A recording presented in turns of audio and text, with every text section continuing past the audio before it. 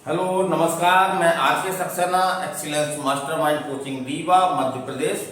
तो ये हमारा वीडियो उन बच्चों के लिए है जो सिविल जज, एडीपीओ या अन्य कोई ला एग्जाम की तैयारी कर रहे हैं। तो इनको अन्य वर्ग के लोग ना देखें, केवल सिविल जज, एडीपीओ या जो ला स्टूडेंट हैं उन्हीं को ये वीडियो देखना है।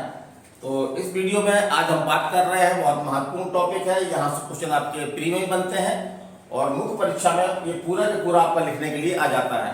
तो इसको किस तरह से हमने सरल भाषा में आपको समझाने का प्रयास किया है उसको देखें और अपने राय हमको मैसेज द्वारा भेजें।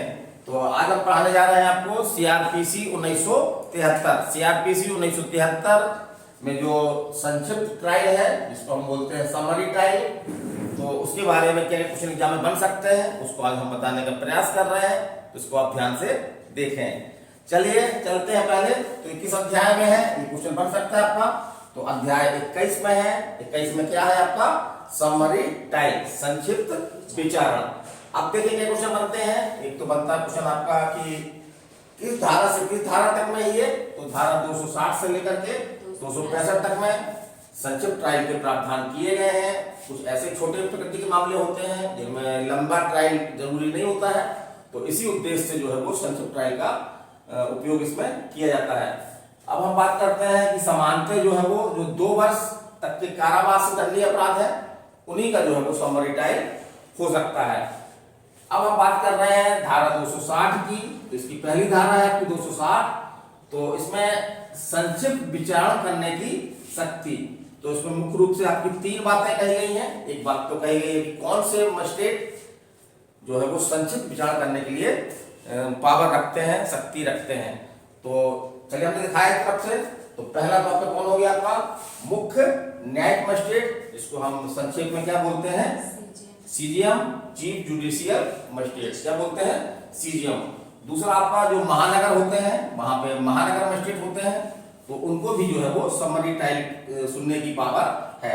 फिर आपका आता है तीसरे नंबर पे, तो जो प्रथम वर्ग मजिस्ट्रेट है, यदि उसे हाई कोर्ट द्वारा समरी ट्रायल करने की पावर दी गई है तो वो कर सकता है। और चौथा जो आपकी धारा 261 में दिया गया है, उसको हमने इसमें सुविधा की दृष्टि से इसके साथ ही उसको ले लिया है।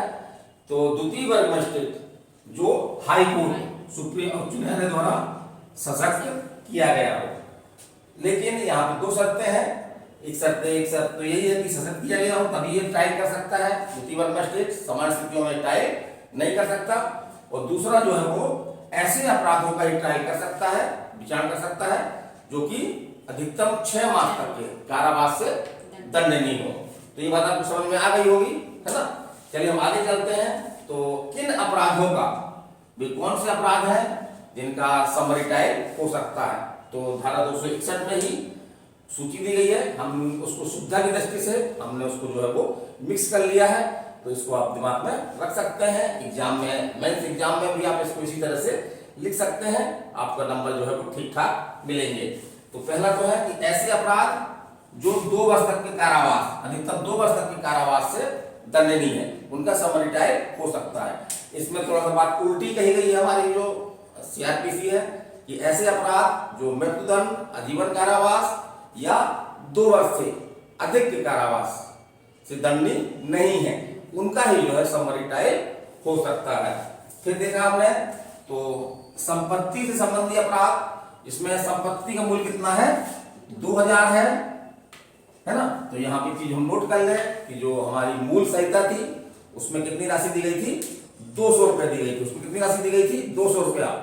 2005 में हमारी सीआरपीसी में संशोधन करके इस राशि को कितना बढ़ा दिया गया है? 2000 कर दिया गया है। तो 2000 रुपए से अधिक नहीं है। यदि ऐसी संपत्ति विरुद्ध अपराध है जिनका मूल 2000 रुपए से अधिक नहीं है, वो कौन कौन से अपराध हैं? तो वो आईपीसी की धारा 389 से 381 तक, धारा 411 और धारा 414, माने आईपीसी की धारा 389 से 381 तक के जो अपराध हैं, या धारा 411 का जो अपराध है, या धारा 414 का अपराध है, ये सभी अपराध जो है वो चोरी से संबंधित है। चोरी की संपत्ति ब्रेक करना, चोरी संपत्ति क्या है उससे ये संबंधित है। तो यदि यहाँ पे संपत्ति का मूल्य जो है वो 2000 रुपए, मतलब संपत्ति विरुद्ध अपराध किया गया है उसका मूल्य अगर 2000 रुपए से अधिक नहीं है तो उनका जो है वो समरी ट्रायल हो सकता है। फिर अगली हम देखते हैं तीसरा नंबर। तो आईपीसी की धारा 454 एवं 456 माने लोक शांति के विरुद्ध अपराध, तो इन अपराधों पर जो है वो समरी ट्रायल हो सकता है। फिर हम चलते हैं अगला। तो उपरोक्त अपराध जो हमने उपरोक्त अपराध बताए हैं आपके, यदि इन अपराध का कोई दुष्प्रेरण किया गया है तो उसका समरी ट्रायल हो सकता है, या जो है वो इन अपराधों का क्या किया गया है, अटेम्प्ट किया गया है ना, प्रयत्न किया गया है, तो उसका जो है सत्य विचार हो सकेगा। और जो अंतिम है पांचवा आपका, हमने इसको संक्षिप्त बना दिया है, इसी तरह से आप दिमाग में रख सकते हैं। तो अंतिम है आपका पशु अत्याचार अधिनियम 1871 के अधीन अपराध, जिनके लिए धारा इसी की धारा 20 में जो है वो क्या किया सकता है, न्यायालय में प्रमाण दाखिल किया जा सकता है। तो ऐसे अपराध भी जो है वो समरी ट्रायल के माध्यम से सुने जा सकते हैं।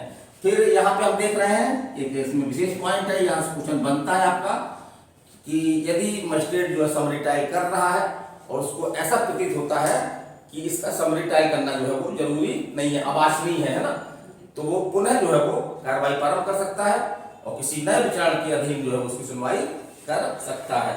तो चलिए अगला हम देखते हैं धारा, अगला कौन सी आपकी 262 है। तो संक्षिप्त विचारण की प्रक्रिया, संक्षिप्त विचारण की प्रक्रिया क्या है, तो यहाँ से क्वेश्चन बनता है आपका। तो संक्षिप्त विचारण में जो प्रक्रिया पाई जाती है, विचारण की प्रक्रिया वो कौन सी है आपकी, वो समन ट्रायल है ना, जो समन ट्रायल की प्रक्रिया है वही प्रक्रिया जो है आपके इस समरी ट्रायल में अपनाई जाती है।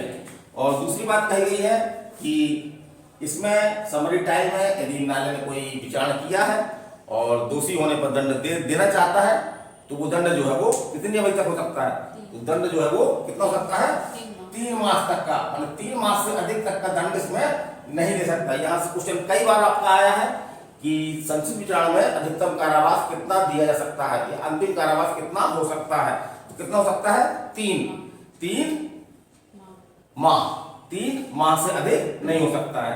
तो चलिए अगली धारा देखते हैं, धारा 263। तो संक्षिप्त विचारण में अभिलेख, संक्षिप्त विचारण में अभिलेख, इसमें जो महत्वपूर्ण बात कही गई है कि राज्य सरकार एक प्रारूप विहित करेगी, है ना, राज्य सरकार एक प्रारूप विहित करेगी।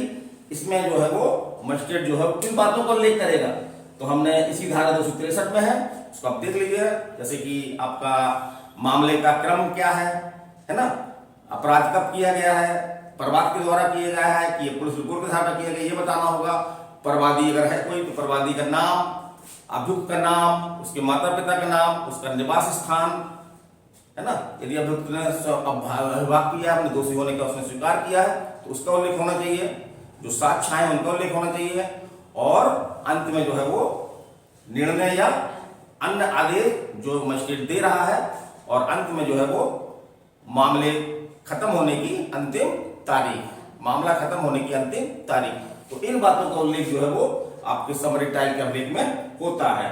चलिए आगे चलते हैं हम, धारा 264, धारा 264। तो संक्षिप्त विचारित मामलों में निर्णय, संक्षिप्त विचारित मामलों में निर्णय। तो इसमें आपकी एक महत्वपूर्ण बात ये कही गई है कि जहां अभियुक्त दोषी होने का वचन नहीं करता है, जहां अभियुक्त दोषी अपना अपराध स्वीकार नहीं करता है, तो निर्णय किस तरह होगा, तो मजिस्ट्रेट जो है वो साक्ष्य का, जो भी साक्ष्य आए हैं उसका सारांश और जो उसने निष्कर्ष निकाला है, तो निष्कर्ष के पीछे क्या कारण है, तो निष्कर्ष के कारणों का संक्षेप में कथन करते हुए जो है वो निर्णय क्या करेगा, निर्णय अभिलिखित करेगा, मतलब निर्णय लिखेगा। तो चलिए आगे चलते हैं हम, धारा 265। तो ये आपकी समरी ट्रायल की अंतिम धारा है। तो यहां से क्वेश्चन बनता है आपका, तो एक क्वेश्चन तो आपका ये बनता है कि जो अभिलेख होते हैं या निर्णय होते हैं उनकी कौन सी भाषा में वो लिखे जाएंगे, तैयार किए जाएंगे, तो उसमें क्या कहा गया है, न्यायालय की भाषा में, न्यायालय की भाषा में। तो 265 अभिलेख और निर्णय की भाषा क्या होगी, जो उस न्यायालय की जो संक्षिप्त ट्रायल कर रहा है ना, जो समरी ट्रायल कर रहा है, उस न्यायालय की क्या भाषा है, उसी भाषा में जो है वो इसके अभिलेख और निर्णय लिखे जाएंगे। और दूसरा जो है एक महत्वपूर्ण बात कही गई है, यहाँ से क्वेश्चन यद्यपि बना नहीं कभी, लेकिन यहाँ से क्वेश्चन बन सकता है। तो ऐसे मजिस्ट्रेट जिनको हाई कोर्ट ने जो है वो क्या किया है, समरी ट्रायल करने के लिए सशक्त किया है, वो कौन कौन से हैं, तो एक तो आपका प्रथम वर्ग मजिस्ट्रेट है और दूसरा आपका द्वितीय वर्ग मजिस्ट्रेट है। तो इनके बारे में ये कहा गया है कि ये जो है वो अभिलेख जो सब्जेक्ट ट्रायल के हैं स्वयं तैयार नहीं करेंगे, स्वयं तैयार नहीं करेंगे, बल्कि कैसे तैयार करेंगे, तो ये सीजीएम मुख्य न्यायिक मजिस्ट्रेट द्वारा जिस व्यक्ति को अधिकृत किया जाएगा उसके द्वारा जो है वो तैयार किए जाएंगे। लेकिन इसमें हस्ताक्षर किसके होंगे? हस्ताक्षर जो है वो सशक्त मजिस्ट्रेट है, प्रथम वर्ग हो या सेकंड वर्ग हो, हस्ताक्षर जो है वो उसी केस में होंगे। तो ये छोटा सा वीडियो था, कैसा लगा आपको जरूर बताइएगा अपनी राय। खासतौर से जो आने वाली आपकी सिविल जज है, एडीपीओ के एग्जाम है और कुछ एग्जाम तो आपके है ही हैं, जैसे छत्तीसगढ़ है ना, छत्तीसगढ़ की सूचना आ गई है ना, छत्तीसगढ़ की सूचना आ चुकी है। आपका उत्तर प्रदेश पीसीएसजे उसका भी एग्जाम ड्यू है। तो इन एग्जामों की दृष्टि से हमारी प्रयास बहुत ही महत्वपूर्ण है, बड़ी सिंपल और सरल भाषा में हमने समझाने का प्रयास किया है। मैं अपने प्रयास में कहाँ तक सफल हुआ हूँ आप हमको मैसेज के द्वारा बताएं। तो चलिए अगले वीडियो में फिर मिलेंगे एक नई जानकारी के साथ। नमस्कार, धन्यवाद।